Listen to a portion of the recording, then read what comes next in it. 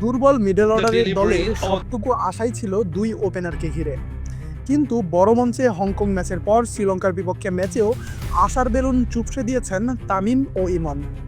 নিজেদের দ্বিতীয় ম্যাচের প্রথম 2 ওভারে দুটো উইকেট মেডেন কনসিড করে বসেছে বাংলাদেশ। মহা গুরুত্বপূর্ণ ম্যাচের প্রথম 2 ওভার পরেই ম্যাচ থেকে ছিটকে পড়ার উপক্রম বাংলাদেশের। প্রায় 2 দশকের আন্তর্জাতিক টি-20-র ইতিহাসে মাত্র দ্বিতীয় দল হিসেবে প্রথম 2 ওভারে কোনো রান নিতে না পারার লজ্জার রেকর্ড সঙ্গী হলো বাংলাদেশের। স্লিঙ্গিং অ্যাকশনে বাংলাদেশের দুর্বলতা যেন বারবার প্রকাশিত হয়ে যায়। নিজের ক্যারিয়ারে পুরোটা সময়ই বাংলাদেশকে ভুগিয়েছেন স্লিঙ্গিং অ্যাকশনের রাজা লাসিথ মালিঙ্গা। তার অবসরের পরেও ছাড় নেই বাংলাদেশের। গত বছর আন্তর্জাতিক টি-20-তে বাংলাদেশের বিপক্ষে হ্যাট্রিক করেছিলেন লুয়ান থুসারা, ভুগিয়েছিলেন বিশ্বকাপ টি-20-তেও। এবার এশিয়া কাপের প্রথম ম্যাচেও ওপেনার তানজিদ তামিমকে রীতিমতো নাচিয়েছেন থুসারা। প্রথম 5 বলে ক্রিজে হাপিত্তেশ করতে থাকা তামিম ষষ্ঠ বলে ওয়াইল্ড একটা সুইং করে উইকেটটায় বিলিয়ে দিয়ে এসেছেন।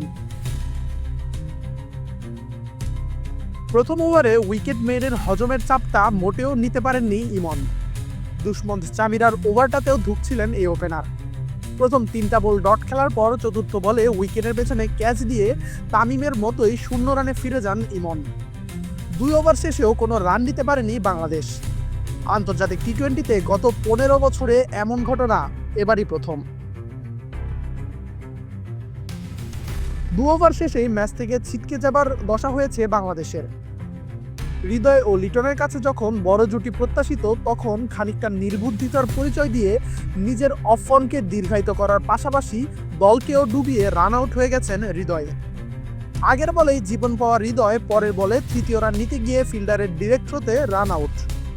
9 রানে 3 উইকেট হারিয়ে ম্যাচ থেকেও প্রায় ছিটকেই গেছে বাংলাদেশ। গ্রুপ অফ ডেথ থেকে পরের রাউন্ডে যাওয়ার সমীকরণ এমনিতেই কঠিন।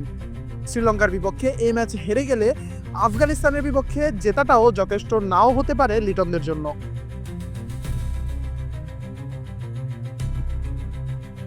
আশিকুর রহমান শান্ত, ডি স্পোর্টস।